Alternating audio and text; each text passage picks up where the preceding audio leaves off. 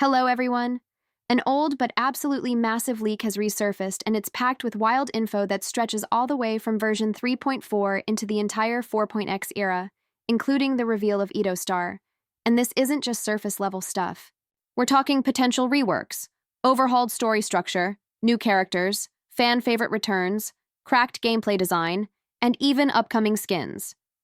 This might honestly be one of the biggest content overviews we've seen in Honkai entire leak history. So grab a drink, sit tight, and don't forget to like and subscribe if you want to stay updated on all the upcoming changes. We've got a lot to talk about. Let's start with a smaller but still exciting piece. I think we all know Firefly is getting a skin. And not just any skin. She's rocking a full-on sailor uniform with a short skirt and white thigh-highs. It's that classic cute Jir aesthetic anime fans know and love. The timing of this skin also feels pretty calculated, since 3.4 will be on Penacony, and Firefly will be also there. There's a good chance we'll see this skin in 3.4 story, and will get sold in a paid bundle. And considering how much effort Hoyo has been putting into special animations lately, especially Castorichi's gacha pull cutscene, there's a solid chance Firefly's skin will come with some serious polish. If you're a Firefly main, you're about to eat good. Now here's where things really start to pop off. Cyrene. This is the character that absolutely shattered internal expectations. According to sales prediction metrics, Cyrene is the first support to ever hit an S+ ranking. Usually S tier is the ceiling, and it's where hype DPS units like the Herta or Castorich land, but Cyrene broke right through it. Why? Because her kit is actually busted in the most support core way imaginable. She's an ice remembrance buffer who can charge everyone's ultimate instantly. That's not just a solid support skill, it literally breaks turn-based flow.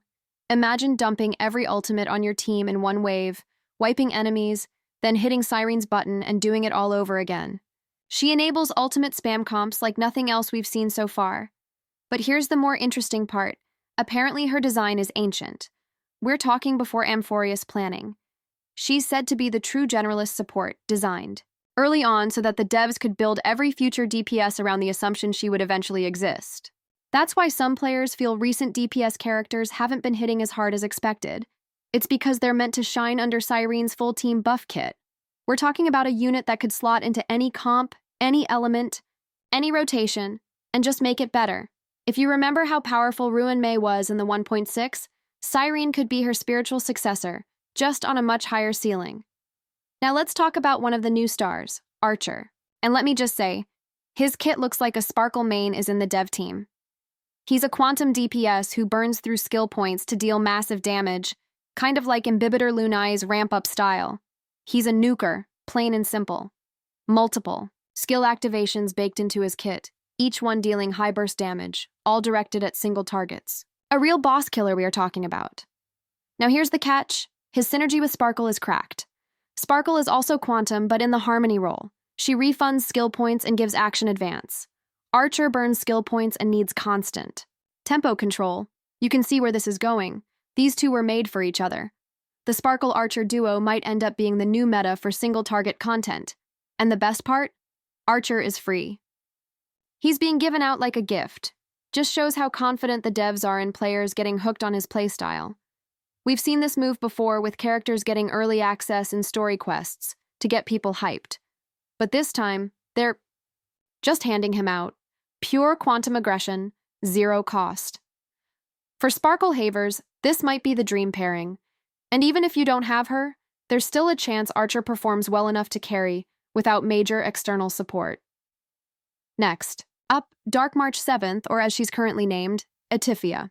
She's the edgier alt of our cheerful photographer, and she's not here to babysit anymore. She's a DPS now. Remembrance element again, which is stacking up fast in this era, but with a focus on her memo sprite. That sprite isn't just a visual gimmick either, it's said to be a core part of her damage output and possibly even her rotation mechanics. And lore-wise, this might be one of the darker takes on a returning character. Atifia is said to be tied to memory manipulation and trauma, possibly implying some major story recontextualization. For March 7th fans, this is a wild turn and a welcome one.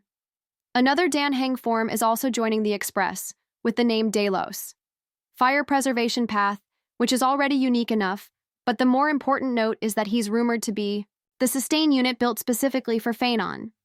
Now, if you've been following Phanon's leaks, you know he's going to be a field-dominating DPS like no other.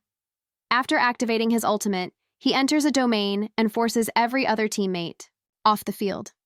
That means you can't use follow-up attacks, off-turn mechanics, or tag in ultimates unless they're aura-based or purely passive. So for a kit like that, you need a sustain that works without being on the field. Delos might be it. And this could signal a new phase of combat design where off-field sustain and territory mechanics become the norm.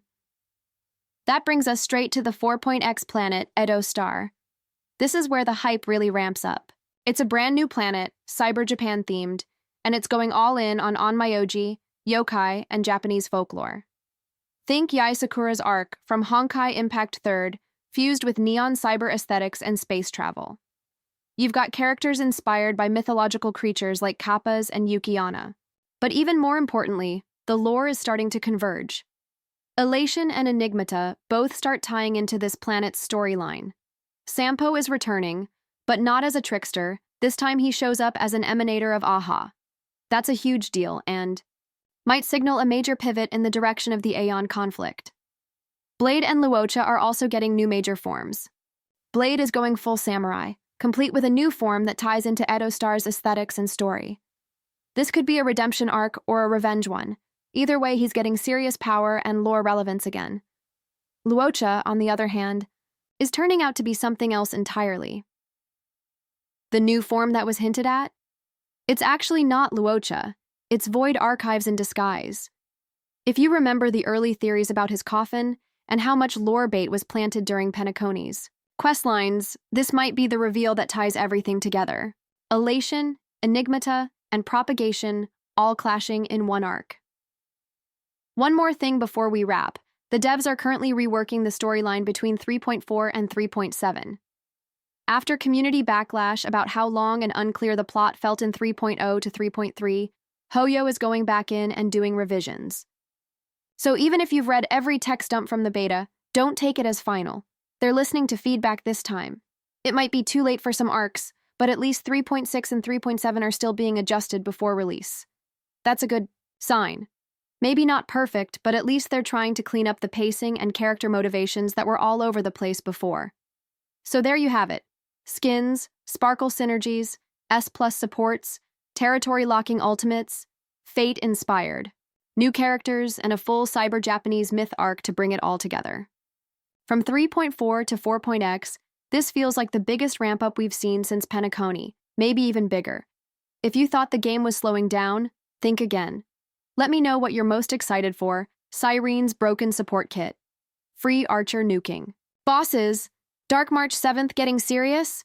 Or just the wildness of Edo Star and its yokai warfare?